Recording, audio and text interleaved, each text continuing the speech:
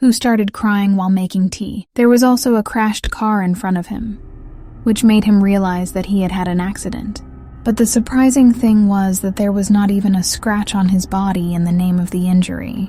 Suddenly, a man named Daniel came in front of him, who had had an accident after colliding with his bike.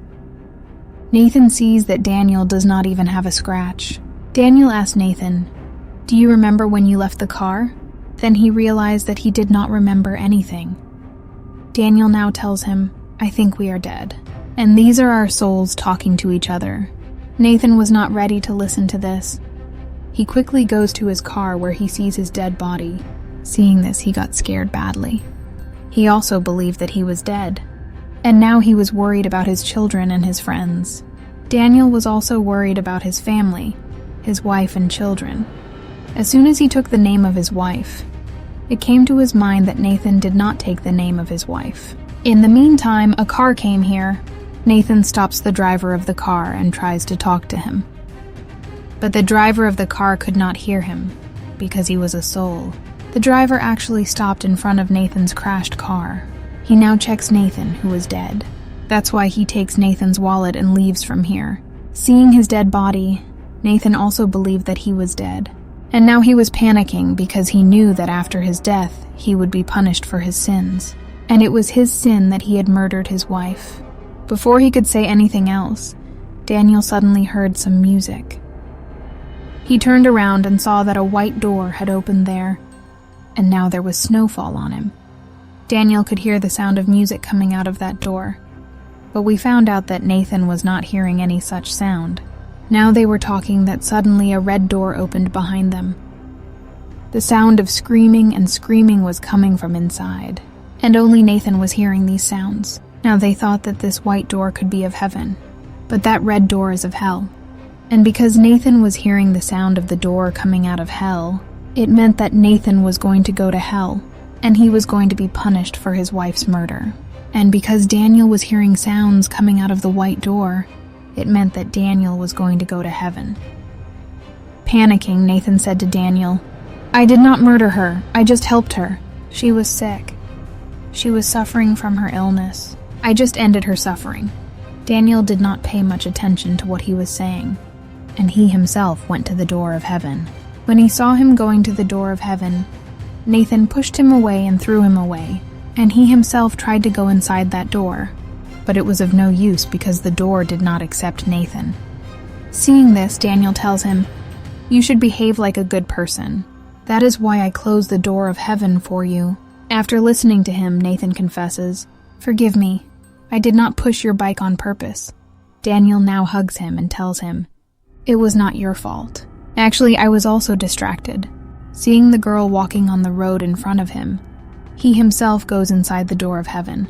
But the surprising thing was that even after crossing the door, he was still roaming in this world.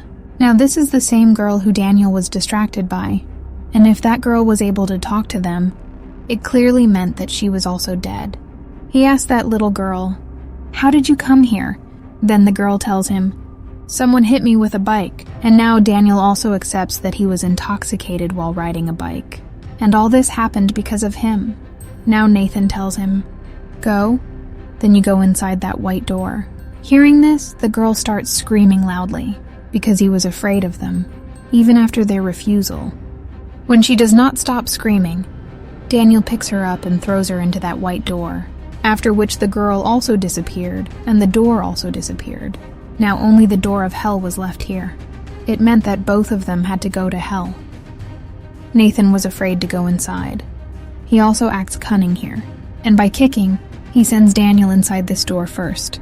And then he tells God, "I did not do anything wrong. I did not murder my wife. I just killed her for good." Seeing him say such things, suddenly a very big monster is seen here. This is a smoke-made monster. We just had to kill Nathan. But Nathan got scared of him and went inside the door of hell. In hell, many souls were wandering on the ground like this. In these many souls, he saw a girl's soul. Seeing this, he was amazed. He touches this girl's soul, then he starts seeing this girl's life. This girl actually saw some scary things in the world. She was always afraid of them. Her mom thought that the girl was sick, She wanted to get her treated, while her dad thought that the girl was a threat to him. That's why they kept fighting all the time. Still, her mom and dad were arguing. Ignoring them, she goes to the kitchen and starts putting jam on the bread. That too in a very strange way. He was having a lot of fun with a knife. After all this, we see that girl with her therapist. The therapist told the girl, "I like to annoy my sister. She likes to hide pencils. Along with that, she likes to play with knives. And she also likes to annoy her parents. She says, I want to hurt my mom and dad." In the next scene, we see this girl sitting on the dining table. She was screaming loudly for breakfast, but no one heard her voice. Then she got up and left. And when she came back, she had a cereal ball in her hand, and there were bloodstains on her clothes. When the camera focuses on the ground, we see that there was the corpse of this girl's parents on the ground. This means that this girl killed her parents. This girl checks if her parents really died. And when she believes this, she kisses her mom goodbye, and then she makes her jam sandwich again and goes to her basement, where she had a friend. Her friend looked very scary. His name was Tony. He was a strange creature. Now that her parents were dead, she could easily bring Tony upstairs. She brings Tony upstairs, where Tony was very happy because he had seen the sun and the outside world for the first time. She bathes Tony and gets his dad's clothes ready. Then they have breakfast. After that, Tony helps her to fix her parents' corpses. But before her parents left, she wanted to show them something. She creates a theater show in her imagination. She brings Tony in front of everyone. He was wearing clothes like a criminal. She tells her audience that Tony is a killer, and she should be punished for what she did. Tony tells everyone here, "No, I didn't do anything. I always lived in my cave. But here is Jean." She tells everyone here, "No, he killed my parents." Then tell me, what punishment should she get? Her death, or put her in jail like this. After which, Jean kills him with her imagination. Actually, nothing like this was happening here. Tony was still helping Jean to fix her parents' dead bodies. While Jean was playing on the bed, the dead body of her mother was under the bed. After that, Tony stands near the mirror. He finds out that he was not able to see himself in the mirror. It was clear that Tony was only in Jean's imagination. He really didn't exist.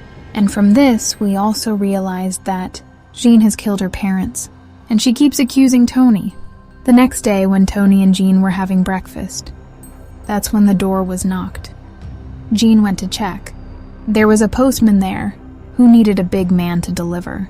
She shouts in the whole house, "Tony! Tony!" But Tony is nowhere to be found. He goes to the delivery man.